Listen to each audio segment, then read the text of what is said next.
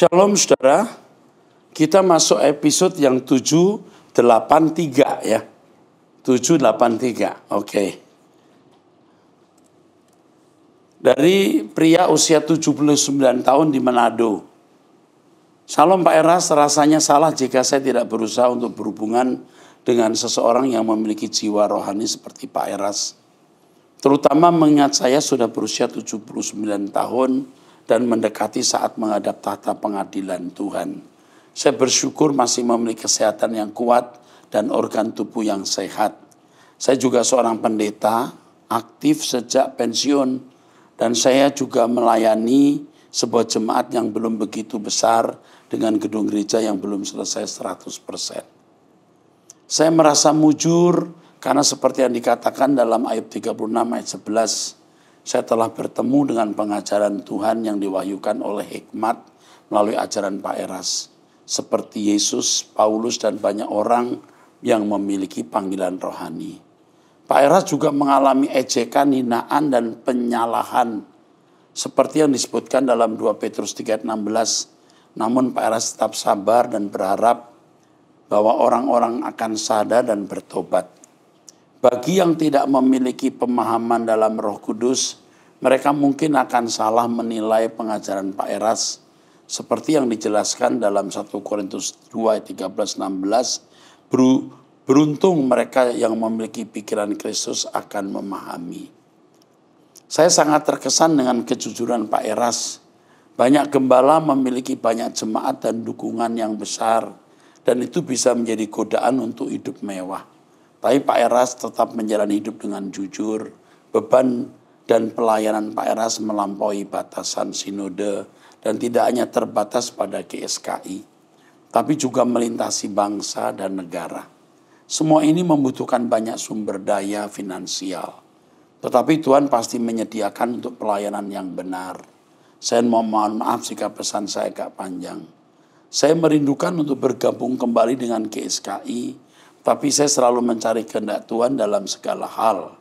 Ini bukan tentang kesombongan, tapi tentang gereja yang mengikuti kebenaran.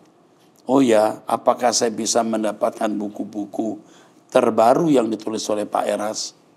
Semoga terus maju Pak. Aduh, Bapak usia 79 tahun seorang pendeta dengan bahasa ini di Manado. Ini Bapak rendah hati. Saya berutang hormat ya kepada Bapak dengan usia sudah mendekati 80, tetapi menyampaikan kata-kata yang rendah hati. Saya lebih muda dari Bapak. Terima kasih untuk hormat dan kepercayaannya. Orang saya akan menghubungi Bapak dan memberikan bantuan, buku atau apa yang mungkin bisa kami lakukan. Ya, Tuhan memberkati. Ini menakjubkan loh ya. Kalimat yang menyentuh hati saya adalah ketika dia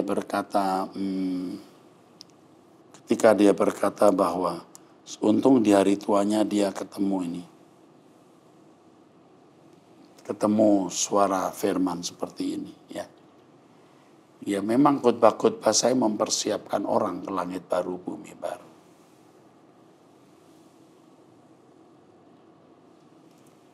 Wanita usia 48 tahun menikah di NTT. Salam Pak Eras, saya ingin bertanya apakah surat Lukas ditujukan kepada Theophilus? Setelah saya teliti semuanya dengan cermat, saya juga memutuskan untuk menuliskannya dengan rapi untuk Anda yang mulia, hai Theophilus. Ayat yang ketiga, 4. Agar dapat mengetahui dengan pasti pesan yang telah Anda terima. Siapakah Theophilus dan mengapa perlu meyakinkan dengan pesan yang dia terima? Nama Theophilus kemudian muncul lagi di Kisah 1 ayat 1 dalam buku yang telah saya tulis sebelumnya Oke. Theophilus itu bisa menunjuk seorang pejabat, tapi bisa menunjuk orang-orang percaya yang mengasihi Tuhan. Theo itu Tuhan, Allah, Philos itu filia, mengasihi. Jadi Theophilus bisa satu orang yang juga memiliki jabatan tinggi yang terhormat. Yang kedua, bisa kelompok orang yang mengasihi Allah. Jadi banyak orang dalam kelompok itu. Ya. Tetapi siapapun address surat ini, kitab yang ditulis oleh Lukas untuk Theophilus berarti untuk kita semua juga. Itu yang penting. Amin.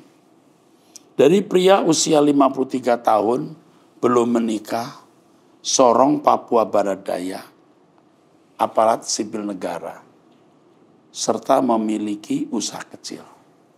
Pak Era, saya telah menjadi anggota jemaat di salah satu gereja Pentakosta sejak tahun 90-an. Selama ini saya selalu mendengarkan nasihat dari gembala kami dan dengan penuh kepercayaan selalu mengikuti petunjuknya. Namun suatu waktu gembala kami melakukan tindakan yang tidak senonoh menurut pandangan umum, terutama mengingat statusnya sebagai hamba Tuhan. Akibatnya jemaat menjadi bergejolak dan setiap orang mencari jalan sendiri.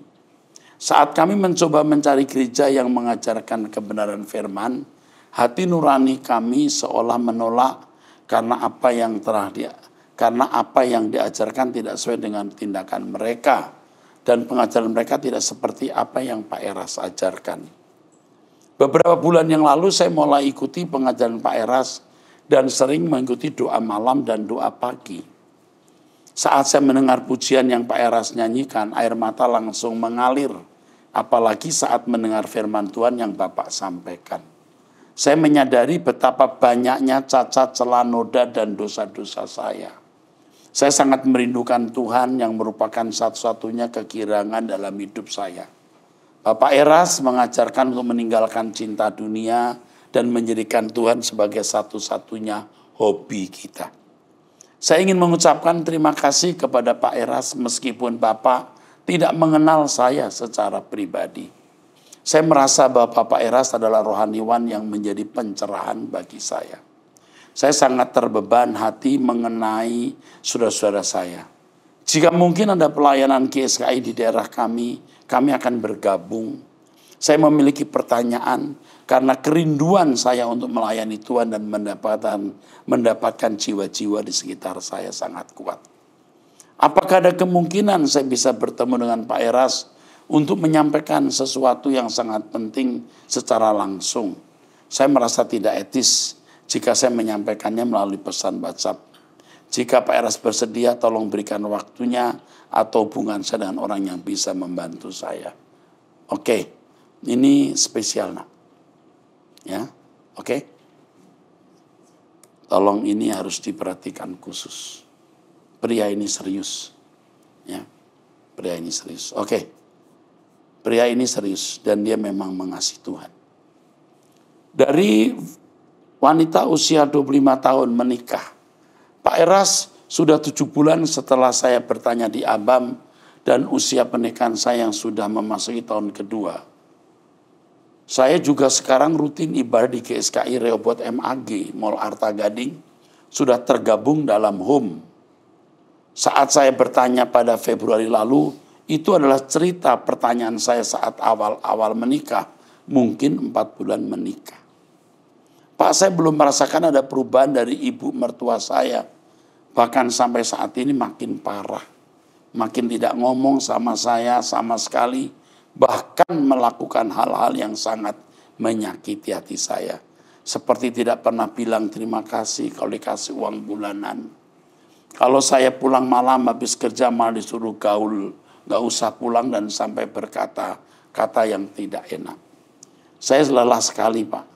Sampai saya merasa ibu mertua saya menyakiti saya secara psikis karena saya merasa kalau di rumah itu seperti neraka buat saya. Suami saya juga tidak membela sedikit pun. Kalau bercerita tentang ibunya saya selalu dibilang jangan lo bikin gua benci sama ibu gua ya. Dengan selalu ceritain hal yang jelek-jelek tentang ibu gua. Saya sedih Pak. Karena yang saya anggap orang yang bisa melerai semua ini malah nyatanya nyakitin saya juga. Beberapa kali juga selalu main fisik. Dari saya awal menikah gak jarang dia pukul saya kalau lagi emosi. Sekarang makin meningkat, udah lebih dari pukul. Saya bingung Pak. Saya benar-benar kecewa, sakit sekali.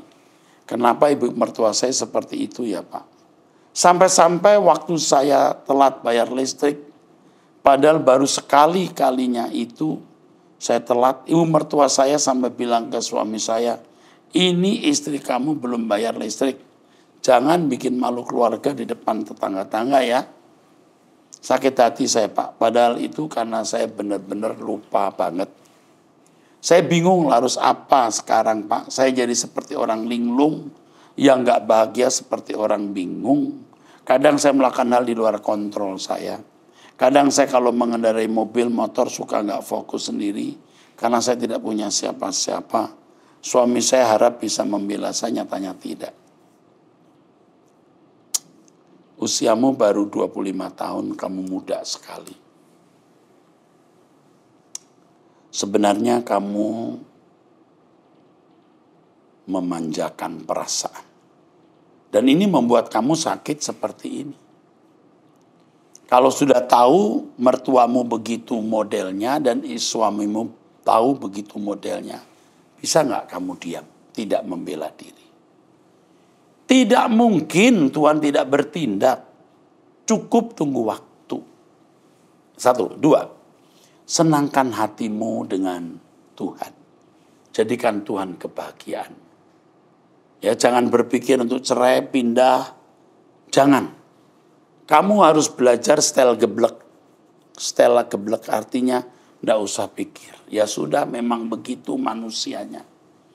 Jangan mengucapkan hal buruk kepada suamimu tentang mamanya. Jadi seakan-akan mamanya baik-baik saja. Kamu tertindas. Tidak lama Tuhan pasti akan membela kamu. Ya, kamu jangan membela diri. Rahasia mengalami Tuhan adalah tidak membela diri. Agar Tuhan yang membela kamu. Ingat itu. Lakukan apa yang saya nasihatkan. Dan jangan kamu menjadi stres, depresi. Kamu harus dewasa. Ya. Kenapa punya mertua begitu? Lah emangnya kenapa? Emangnya kenapa? Siapa yang bisa melarang mertuamu berkeadaan seperti itu? Siapa yang juga yang tahu? Oke, jadi kamu lebih baik diam dan tunggu Tuhan bertindak. Cari Tuhan. Ikuti apa yang saya ajarkan, doa pagi, ikut doa malam. Langit baru, bumi baru. Menjadi kekasih Tuhan. Makrek. Tuhan pasti bela. Hidup dalam kesucian. Dan apa yang bisa kamu lakukan untuk pekerjaan Tuhan, lakukan. Asikkan dirimu, sibukkan dirimu dengan Tuhan. Ini jawabannya. Lakukan dan buktikan Tuhan itu hidup dan nyata. Amin. Wanita usia 73 tahun. 37 maksud saya. Wanita usia 37 tahun ya. Terima kasih atas jawaban Pak Eras yang memberkati waktu itu.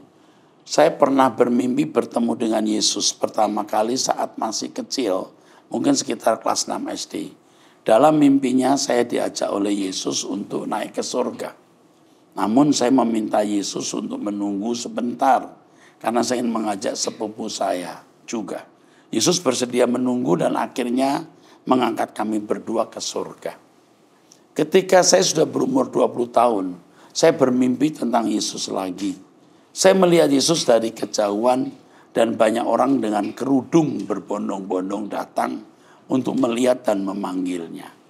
Namun Yesus hanya melihat saya, mendekat, tersenyum dan sepertinya mengatakan agar saya sabar. Saya penasaran dengan makna dari mimpi tersebut. Meskipun sudah lama terjadi. Jarang sekali orang bermimpi tentang Yesus. Saya ingin tahu pendapat Bapak tentang makna mimpi ini. Apa yang mungkin dimaksudkan oleh mimpi ini. Sebenarnya jawaban mimpi itu pasti Tuhan berikan kalau Anda tanya. Tidak mungkin Tuhan membuat teka-teki atau semacam puzzle yang tidak ada jawabannya. Pasti ada. Ya. Yang pertama, mimpi Anda pertama, Anda minta Tuhan menunggu karena Anda bawa sepupu dan Tuhan kabulkan. Itu berarti memang Tuhan menghendaki Anda membawa jiwa kepada Tuhan. Lalu Anda melihat lagi Yesus dari kejauhan dan banyak orang dengan kerudung berbondong-bondong datang untuk melihatnya dan memanggilnya.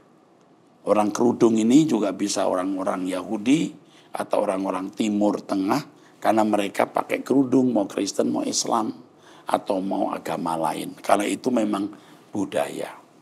Namun Yesus hanya melihat saja, mendekat dan tersenyum dan sepertinya mengatakan agar saya sabar. Ini tidak ada unsur negatifnya mimpi ini. Tidak ada. Yesus senyum itu sudah isyarat bahwa Anda orang yang di pihak dia. Sabar, barangkali Anda punya masalah hari ini. Akan ada masalah juga mungkin ke depan. Sabar. Artinya kamu pasti kuat. Kamu harus kuat. Ya, amin. Cukup. Wanita usia 30 tahun. Pastor Erastus, saya mau cerita dulu. Waktu SMA, saya sempat suka dengan seorang cowok. Lalu saya dilecehkan secara seksual. Dan saya direkam. Saya tidak tahu apakah masih disimpan atau tidak. Lalu saya sudah bertobat, saya cari Tuhan dan fokus pada Tuhan. Tapi harapan saya, pastor, saya ingin menikah. Yang ingin saya tanyakan, ada laki-laki yang sekolah pendeta, dia mau dengan saya, tapi dia tidak tahu masa lalu yang saya lihat, dia hanya mau menikah dengan saya karena kecantikan saya. Dan sepertinya tidak bisa menerima masa lalu saya. Apakah dia jodoh dari Tuhan? Saya jawab tidak. Bukan jodohmu. Kalau pria mencintai kamu, dia menerima segala kekurangan dan kelemahanmu. Kalau dia sampai tidak bisa menerima, itu berarti bukan orang dewasa dan kamu akan celaka menikah dengan pria model ini. Oke, 2. Apakah saya berdoa minta Tuhan kasih pasangan hidup saya sesuai kriteria saya?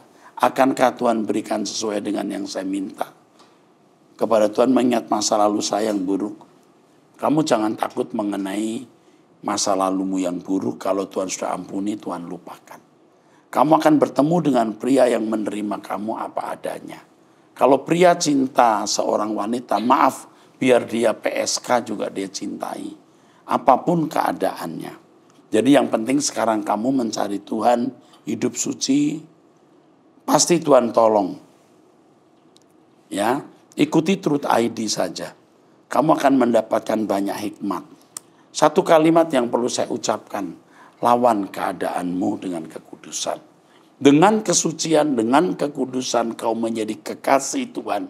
Tuhan akan beri kamu pembelaan dan memberi yang terbaik. Jangan khawatir, kamu ini khawatir. Pikiranmu juga pendek. Kamu kurang hati-hati. Bahaya karakteristik sifat-sifat kamu ini. Tapi sekarang kamu mencari Tuhan. Kamu hidup dalam perlindungan Tuhan. Ikut doa pagi bersama saya jam 5 pagi. Setiap hari waktu Indonesia Barat. Ikuti khotbah saya. Tuhan pasti akan menolong kamu. Pasti. Tuhan sayang kamu. Tuhan tolong, Tuhan lindungi kamu. Ya. Ikut Truth ID, doa pagi. Cari Tuhan saja. Jangan mikir jodoh. Jangan takut jadi perawan tua. Tuhan pasti memberi yang terbaik pada waktunya. Lagi pula kamu wanita cantik. Kau masih punya pesona. Hanya kamu seringkali masih ingat terintimidasi masa lalu. Itu apa yang difilmkan bisa sudah hilang. Ya, sudah lenyap. Entah handphonenya jatuh, kebakar, atau jatuh ke air, atau dia hilang di mana. Jadi kamu gak usah pikirkan itu. Oke? Tuhan memberkati. Dari wanita usia 30 tahun, Salam Pastor Eras. Sebelumnya saya ingin bilang saya merasa sangat terberkati dengan Pastor Erastus yang murni dalam melayani Tuhan dan cinta Tuhan melalui Truth ID. Saya bisa bertanya banyak hal dan telah dijawab oleh Bapak Erastus. Saya sangat berterima kasih banyak. Pak Erastus, saya mau cerita. Saya punya anggota gereja, punya mama ini pura-pura belanja di toko. Saya punya anggota gereja, punya mama. Saya punya anggota gereja, punya mama ini pura-pura belanja di toko. Punya mamanya maksudnya. Awalnya 60 juta, lalu kemudian 100 juta. Dan mama saya mulai percaya bahwa mereka kerjanya baik. Lalu suatu hari minta beras 250 sak beras. Totalnya 100 juta lebih. Lalu mama saya kirim barangnya ke rumah. Dan bilang nanti sore baru transfer. Ditunggu uang tidak bisa. Tidak masuk sampai besok pagi. Lalu setelah itu mama suruh pegawai ambil balik beras itu. Tapi mereka sudah kirim beras ke kapal. Lalu mereka bilang mereka hutang. Lalu mereka menyebut mereka anggota gereja. Takut akan Tuhan tidak akan menipu. Lalu beberapa waktu kemudian orang itu bilang anggap saja uang itu untuk persembahan kepada Tuhan. Orang ini orang gereja. Biasa sembahyang, mereka biasa melakukan kejahatan itu kepada banyak orang. Pertanyaan, apakah orang yang memakai nama Tuhan untuk berhutang dan menipu seperti ini minta ampun kepada Tuhan tidak murka? Apa kalau mereka tidak bayar hutang lalu maunya minta ampun pada Tuhan? Lalu anak cucu mereka diberkati Tuhan? Oh, pasti orang seperti ini tidak diberkati. Anak cucunya pun juga pasti tidak diberkati. Ya. Menurut saya, laporkan saja ke pendetanya dulu. Ajak bicara baik-baik ke pendeta. Ya. Ini penggelapan. Ya. Penggelapan. Ini mah gila nih orangnya. Bener-bener nih. Bisa begini nih. Ini udah tukang tipu bukan hanya kali ini. Jadi yang pertama laporkan kepada pendetanya atau orang yang bisa dipercayai. Lalu jika Tuhan berkenan, jika tidak jangan lakukan. Coba ajak aparat yang baik untuk menasehati dia. Ini melanggar hukum, ya. Itu dulu, tidak bermaksud memperkarakan, ya. Tapi tanda terimanya harus ada supaya ada delik hukum, ya. Waktu kirim barang itu ada enggak tanda terimanya, ada foto-fotonya enggak jika ada. Jika tidak Anda nanti dibalas dibalik. Anda mencemarkan nama baik itu, ya, oke. Kalau tidak ada bukti-bukti malah jadi masalah buat Anda, jangan, ya. Oke, saya kira itu, ya.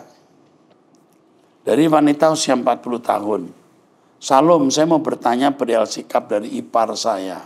Ipar saya seorang pelayan aktivis gereja. Tanpa ada tujuan menghakimi sesuai dengan apa yang saya lihat, ya, dan rasakan. Ipar saya sering melawan atau bertentangan dengan mertua. Tidak sopan. Memang dari awal pernikahan terlihat seperti Tom and Jerry, Pak. Banyak cekcok. Sebagai pihak ketiga saya melihat kedua belah pihak ada andil dalam keadaan tersebut. Tapi semakin hari dan berganti tahun saya melihat sikap ipar saya ini gak masuk akal, Pak. Semakin keras hati dan terus merasa paling benar. Bukan saja katakan posisi saya sebagai menantu sudah baik. Tapi saya menilai sikap kepada mertua itu kan seperti kepada orang tua kandung, ya. Jadi ipar saya sering menolak ajakan jika keluarga ada acara. Bisa dikatakan sangat jarang berkunjung ke tempat mertua. Apalagi menginap bisa dikatakan sangat jarang. Pak, ipar saya sudah diberkati anak. Dan anak-anak selalu dijadikan alasan untuk menolak ajakan kami semua. Pak, dengan berbagai alasan, karena sering alasan yang diberikan, pada akhirnya kami mengetahui dengan cara Tuhan, kalau itu hanya alasan yang dibuat-buat, Pak. Saya pribadi bisa merasakan ketidakadilan ipar saya kepada mertua. Contoh kecil, memberikan waktu kepada mertua untuk menikmati momen bersama cucu saja sulit, Pak. Selain itu ipar saya perhitungan, Pak, padahal keadaan mereka lebih dari cukup. Sering ipar saya jalan-jalan hanya keluarganya, tapi sangat jarang berinisiatif mengajak mertua.